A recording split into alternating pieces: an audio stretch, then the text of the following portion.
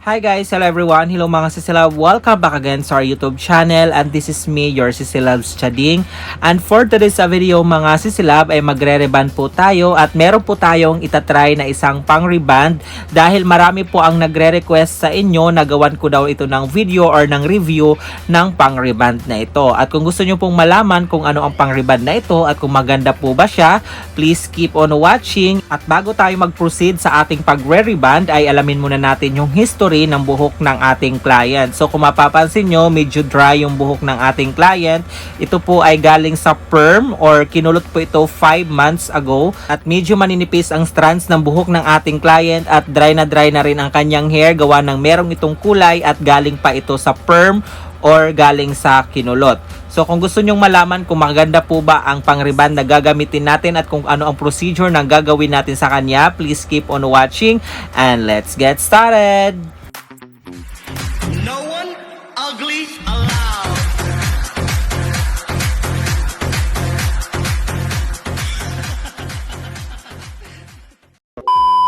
Alright mga sisilabs, ito po yung pang-reband na itatry natin ngayon na merong brand name na OGS Natural. So kung mapapansin nyo sa kanyang pouch ay napaka-klase niya tingnan. Actually mga sisilab, ito po ay nakalagay sa isang box or pag binili nyo ito siya na set, ito po ay nakalagay sa box. At nakaset din ito mga sisilab, may letter A which is the straightening cream at yung letter B yung ating pong neutralizing cream. At pagdating naman sa kanyang product consistency mga sisilab, medyo sticky siya at concentrated yung kanyang formulation. Pero ang maganda lang sa kanyang mga sisilab dahil hindi po siya mabaho or hindi masangsang ang kanyang amoy.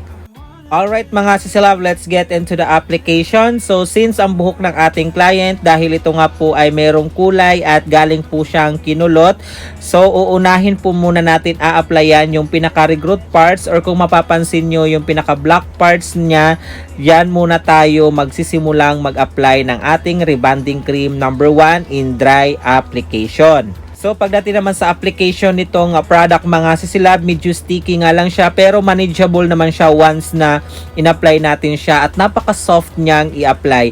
Maganda rin yung mga ganitong formulation na medyo sticky siya or concentrated mga sisilab dahil walang tapon ang mga ganitong pang-reband. So pag nag-apply tayo, i-massage po natin yung pinaka-product niya para even yung ating application at lahat ng parts na atin a-applyan ay malalagyan.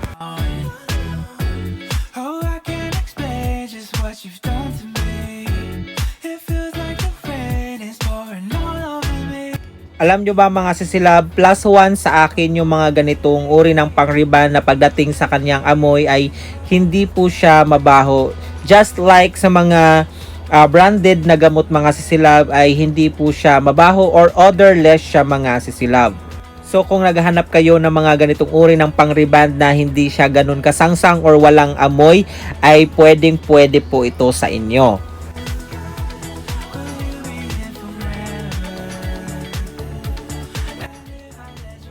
Alright mga sisilab, so yun tapos na po tayo mag-apply sa ating pinaka-first application doon sa may pinaka-regrowth parts. Ngayon naman po ay bababad muna natin ito ng 20 to 30 minutes since ang buhok ng ating client is medyo maninipis yung strands. Then afterwards ay babalikan naman natin siya para i-check yung kanyang buhok. So habang nakababad yung gamot doon sa regrowth parts mga sisilab, ngayon naman po ay piniprepare ko yung gagamitin natin para naman doon sa colored parts. So kung napapansin nyo, meron ako ditong hawak na Bremode Superplex. Ihahalo po ito natin ngayon dito sa ating OGS Rebanding Cream A. Yan siyang magsisilbing pinaka-band protector dahil ang buhok po ng ating client is medyo damaged na nga po at dry na dry ang kanyang buhok. Pero kung wala naman po kayong mga band protector kagaya nitong Bremode Superplex, pwede naman po kayong maghalo ng any deep conditioning treatment sa ating rebanding cream A para lang siya ay tumabang. So ngayon mga sisilab ay magre-reapply na po tayo or ibababa na natin yung rebanding cream A doon sa parts na hindi natin nilagyan kanina. Pero make sure na before kayo mag-reapply or magbaba ng rebanding cream A doon sa previous niyang buhok or kung ano man status meron siya, kung colored or rebanded, kinakailangan na luto na yung pinaka-regroot parts bago natin siya ibaba. Since ang buhok ng ating client is meron nga pong kulay, so alalayan din po natin siya ng spray water to make sure lang na hindi siya masusunog or magrarabirize. And by the way mga sisilab, yung pang-rebond pala nito na OGS ay medyo fast reactor siya. So ang aking babad dito sa pinaka-regroot parts ay umabot lang po siya ng 30 minutes. Then nag-check ako at okay na, so binaba ko na yung kanyang gamot. At doon naman po sa mga colored parts, halimbawa ay magre-rebond kayo, kinakailangan nyo na haluan pa rin siya ng treatment or mag-wet application kayo or gumamit kayo ng mga bond protector dahil medyo fast reactor yung pang-rebond na ito. Pero lagi nyo pong tatandaan na yung pang-rebond na ito ay nakadepende pa rin po talaga sa status or strands ng buhok ng ating client. Dahil merong mga buhok na medyo resistant or matagal siyang tablan at meron naman po mga buhok na mabilis tablan. Ang pinaka-importante din po ay kinakailangan na mag-hair strand test po tayo lagi to make sure na hindi tayo makakasira ng buhok.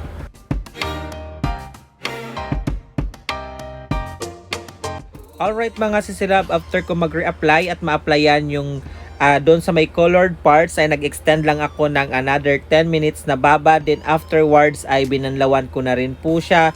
Pero as always mga sisilab, mag-strand test po kayo bago kayo magbanlaw. So babanlawan lang po natin siya ng pure water, walang shampoo and conditioner. Then papatuyuin po natin siya ng 100% dry at in-next natin yung ating pag-hair iron. So this time mga sisilab, natapos na tayong magpatuyo ng buhok ng ating client. As you can see, napaka-smooth and silky ng kanyang hair after natin siyang mapatuyo doon sa ating rebonding cream number 1 at nag-straight na rin yung kanyang buhok. So ngayon ay paplansya na po tayo at ang ginamit natin na temperature dito, since ang hibla ng buhok ng ating client is maninipis at meron pa siyang kulay at medyo damage na nga po siya. So gumamit lang po tayo ng 170 to 180 degrees Celsius ng ating temperature. So as usual, yung ating pong pagpaplansya, tin paper pa rin po para maganda yung ating rebonding. At siya nga po pala dito mga sisilab, habang pinaplansya ko yung buhok ng ating client is napaka-smooth niyang plansyahin at napaka-silky din po.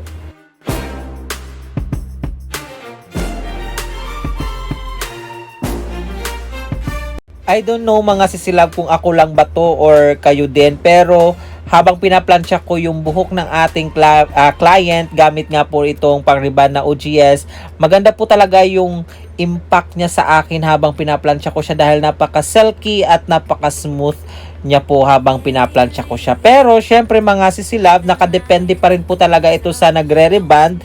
Hindi po ito nakadepende sa gamot. Kasi nga lagi ko po sinasabi, mamahalin man yan or mumurahin na pang-rebond, basta maayos yung ating pagkakagawa at marunong tayong gumawa, ay maganda ang magiging resulta ng ating rebonding. Ako po ay gumagawa lang ng reaction or review regarding with this product para at least meron din po kayong preference kung anong product is yung maganda para sa inyo or para sa ating ginagawa. Alright mga sisilab, so ayun, tapos na po tayo mag hair iron at hindi ko na po pinakita yung whole process ng ating pagpaplansya dahil masyado na pong haba yung ating video. Pero kung mapapansin nyo dito, napaka smooth, silky and straight na straight ang kanyang hair, though yung kanyang buhok ay galing sa damage or galing sa kinulot at may kulay, pero nagawan pa rin ng paraan nitong pang-rebond na OGS na pagandahin yung kanyang buhok. Pero hindi pa dyan nagtatapos mga sisilab, dahil a-applyan pa rin po natin siya ng ating neutralizing cream gamit itong OGS pa rin. At pagdating naman sa kanyang neutralizing cream, napaka-creamy din po niya at mabango din siya. So parang kagaya din sa mga usual nating ginagamit na pang-rebond ng kanilang neutralizing cream. So ngayon naman po ay apply natin ito directly sa buhok ng ating client after natin siyang mapahinga or mapagpahinga mula doon sa ating pagkakaplansya. Sa ating application ng ating neutralizing cream is root to tip na po ang ating application. At dahil creamy ang kanyang neutralizing cream mga sisilab, so hindi po siya mahirap i-apply.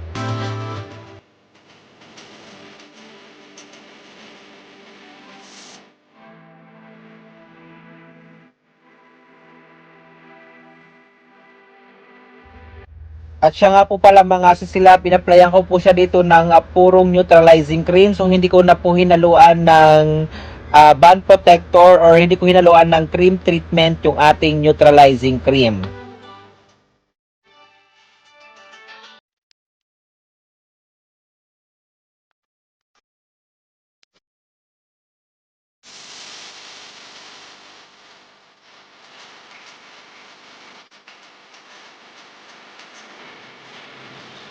At pagkatapos natin dito mag-apply ng ating neutralizing cream, ay ibababad muna natin ito ng 20 to 30 minutes. Then afterwards ay atin naman po siyang babanlawan.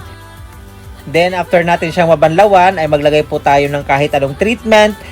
Pero dito mga sisilab, gumamit lang po ako ng ordinary treatment. Hindi ko po siya Brazilian para makita natin yung kanyang effect doon lang sa reband na walang kasamang Brazilian. So ngayon naman po ay pinapatuyo lang po natin ito. Then tingnan natin ang kanyang magiging result. Lalong-lalo na yung kanyang after wash result mga sisilab. Kung may pagbabago po ba or kung maganda po ba ang kanyang magiging resulta. Copy and paste pretty faces all the time. Pictures so perfect we play through only cause you set up the angle. Web that you weave got us tangled, caught in what's before our eyes. Show off your fantasy reality, whoa. And by the way mga sisilab, kung tatanungin nyo ako kung maganda po ba yung pang-reband na ito, yes na yes ito para sa akin mga sisilab dahil nagamit ko na rin ito siya nitong mga nakaraang araw bukod dito sa ating ginawa ng review at masasabi ko na effective siya para sa akin at naibibigay nito yung satisfaction na hinahanap ko sa isang pang-reband. Pero lagi nyo pong tatandaan na nakadepende po ito sa nagre-reband, hindi po ito nakadepende sa gamot na ating ginagamit. Ang aking lamang po ay para magkaroon kayo ng preference kung gusto nyo pong itong itry or gusto nyo lang pong itry. Ayun. At sa mga gustong mag-avail or kung gusto mag-try nitong pang-reband na OGS, ilalagay ko po sa ating description or sa comment box yung Shopee link kung saan ako ay nag-order nitong pang-reband or pwede nyo pong directly i-message si Sisilab Chet Rojas kung gusto nyo pong mag-order ng pang-reband na ito. And by the way mga sisilab, hindi po ito sponsored video. Sadyang marami lang po ang nagre-request na gawan ko po ito ng review. There you go mga sisilab. So ayun, natapos na po natin siyang mapatuyo. As you can see, napaka-straight ang kanyang buhok, napaka-smooth and silky kahit na ito po ay galing sa pinakulot at may kulay at talagang damage na ang kanyang hair, pero nagawan pa rin po talaga siya ng paraan para mapaganda.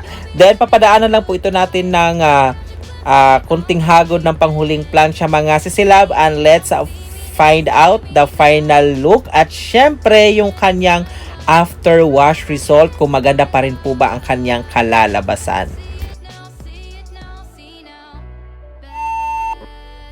Pasok mga bashers, charot. So ito na nga mga sisilab, after natin siyang mapadaanan ng panghuling plancha, as you can see, napaka smooth, silky and straight ng kanyang hair. After natin siyang magamitan nitong pang reband na OGS rebanding, ano po ang inyong masasabi? Comment your thought below. Syempre panoorin nyo po hanggang dulo ang video nito para makita nyo ang kanyang magiging after wash result, kung have po ba siya or wale.